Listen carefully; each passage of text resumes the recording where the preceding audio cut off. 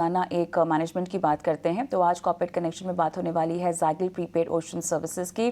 2011 में बनी company fintech सास प्रोडक्ट्स और सर्विस देती है। कारोबार विस्तार के लिए हाल ही में कंपनी ने कुछ नए अधिग्रहण के साथ हिस्सेदारी भी खरीदी है। और कंपनी के ग्रोथ आउटलुक और आखिर किन सेगमेंट पर कंपनी अपना फोकस बढ़ा रही है, इस तरह के सवालों के जवाब देने के लिए हमारे साथ ज़ाइगल प्रीपेड के एमडी और सीईओ अविनाश गोरखिंडी जुड़ चुके हैं। अविनाश, आपका बहुत बहुत स्वागत है हमारी इस बेहद खास पेशकश में।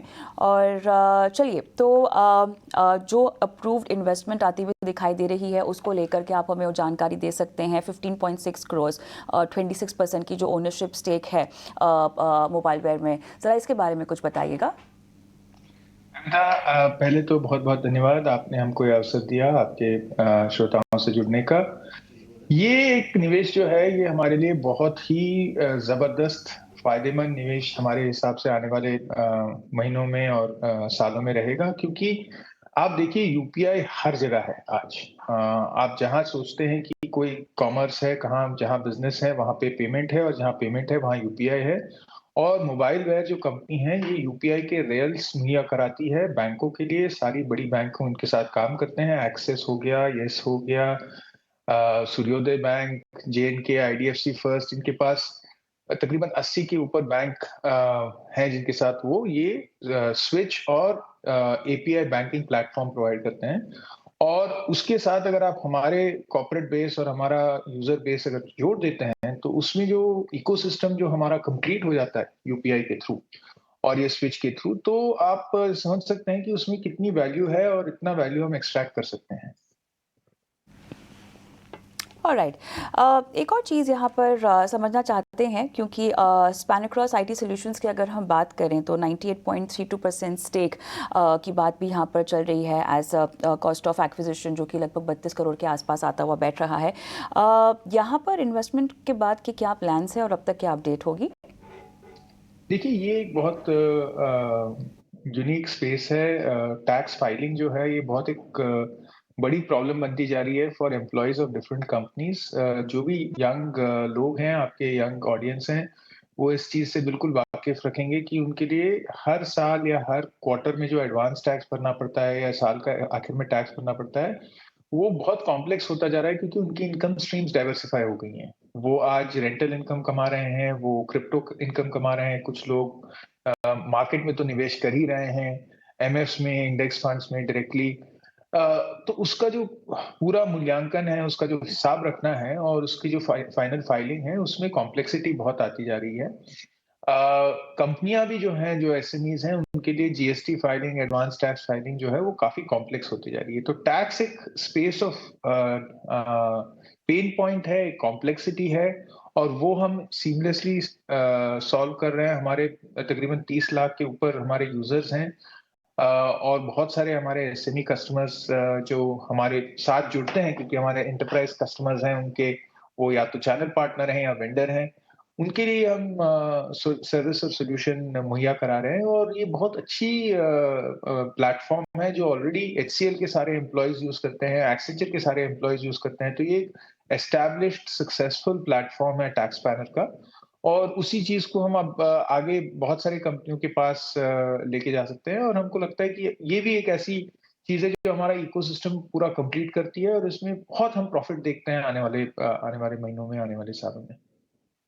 अविनाश, हमें ये समझाइएगा आप, क्योंकि अलग अलग बिजनेस सेगमेंट है, तो अब ग्रोथ के लिहाज से कौन सा ऐसा बिजनेस सेगमेंट है आपका जो सबसे ज़्यादा ग्रोथ ड्राइवर है, और क्या आपकी योजना होगी ग्रोथ को लेकर इन सेगमेंट से? कभी तो देखिए हम ग्रोथ जो है हम देख रहे हैं 360 डिग्री। अगर आप देखेंगे स्पेंड्स बढ़ रही हैं, कंपनियां ज्यादा खर्चा कर रही हैं, उनको पॉलिसीज लिमिट्स एनफोर्स करनी है इन स्पेंड्स के बारे में।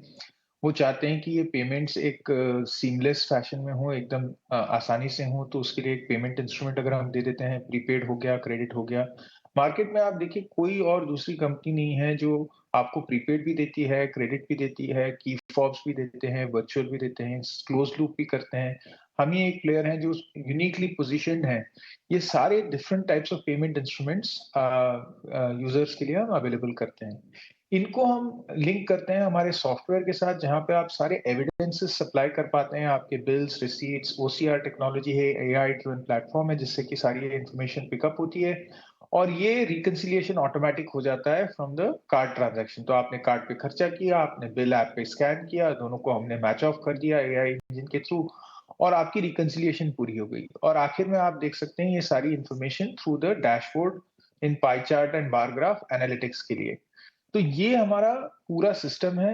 इसमें आप कोई भी स्पेंड डाल दें, आप वेंडर पे आउट्स डाल दें, आप जीएसटी पेमेंट्स डाल दें, आप पेटी कैश डाल दें, आप चैनल पार्टनर स्पेंड्स हो गए, एम्प्लॉय स्पेंड्स हो गए, फॉरेक्स स्पेंड्स हो गए, सारे के सारे फ्लीट स्पेंड्स हो गए, सारे के सारे इस मॉडल के थ्रू अगर आप इकोसिस्टम के थ्रू आप निकालते हैं, जितना पैसा इस इकोसिस्टम में घूमेगा, उतनी ही हमारी सॉफ्टवेयर की फीस और हमारी ट्रांजैक्शन की इनकम बढ़ती जाती है।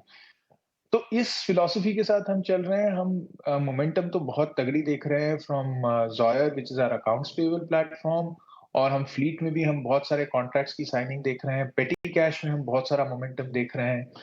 हाल फिलहाल में हमने एचडीएफसी अर्गो का कॉन्ट्रैक्ट साइन किया, जो हमारा प्रोपेल प्लेटफॉर्म है, जहाँ पे चैनल इंसेंटिव्स हैं। तो एक कंसोलिडेशन हमको दिख रही है मार्केट में जैगल की तरफ, जहाँ पे मार्केट लीडरशिप की वजह से बैंक्स और कॉर्पोरेट्स और दूसरे इकोसिस्टम प्लेयर्स हमारी तरफ ग्रेविटेट हो रहे हैं। सो क्या कोई आप ग्रोथ गाइडेंस दे पाएंगे H2FY25 के लिए अविनाश? क्या ये पूछा जा सकता है आपको? कविता देखिए, हमने ऑलरेडी साल के लिए गाइडेंस दे रखा है 45 टू 55% ग्रोथ। हम पिछले क्वार्टर में 113% ग्रो करे थे। इस क्वार्टर में भी हमारे रिजल्ट्स अच्छे आने के पूरे पूरे आसार हैं। हम बहुत बहुत आशावादी हैं। हमको जो साइंस दिख रही हैं वो बहुत एक्साइटिंग है, बहुत एनकरेजिंग है।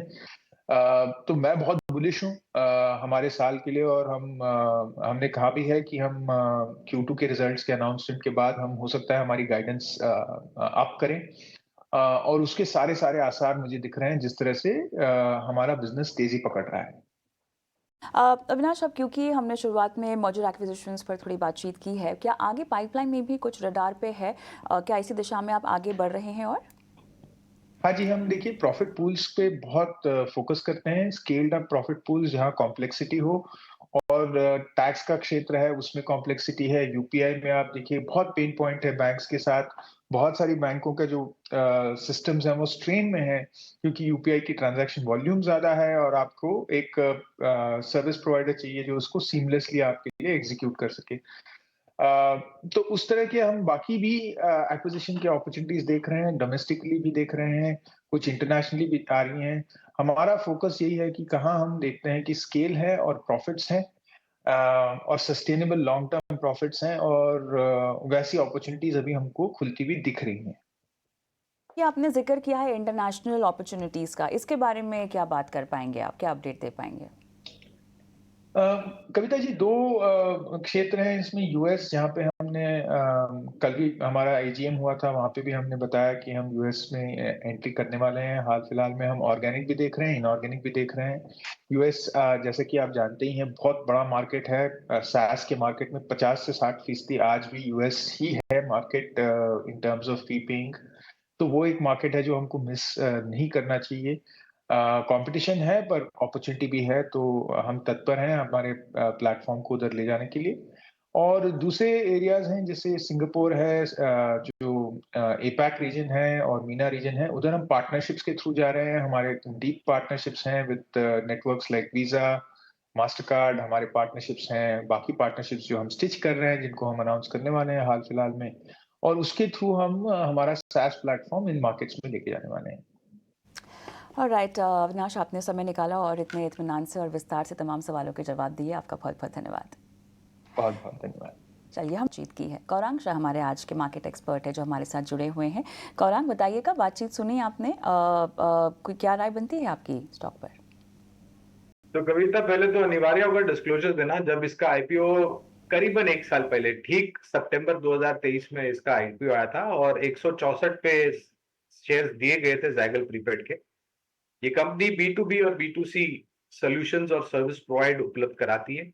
फिनटेक प्रोडक्ट्स और सॉफ्टवेयर एज अ सर्विस, जिसे हम SaaS कहते हैं, उसके सॉल्यूशंस प्रोवाइड करती है। और अभी जिस तरीके से कंपनी के बारे में, कामकाज के बारे में और भविष्य के बारे में, विस्तार योजनाओं के बारे में मैनेजमेंट ने टिप्पणी थी, तो आप मौजूदा अगर स्तर देखें तो करीबन 4 गुना के आसपास रिटर्न पिछले 1 साल में इस कंपनी ने दे चुका है।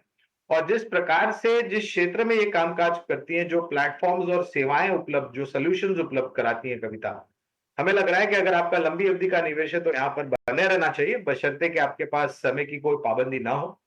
और अगर आपको आईपीओ में मिला है तो मेरे ख्याल से आप बहुत ही भाग्यशाली होंगे, क्योंकि करीबन 4 गुना आपका रिटर्न हो चुका है। चलिए, आपने अपनी राय रखी और मेरे ख्याल से डिस्क्लोजर भी आपने दे ही दिया है। इसी के साथ बहुत-बहुत धन्यवाद गौरांग, आपका समय निकाला और तमाम सवालों के जवाब दिए आज। चलिए हम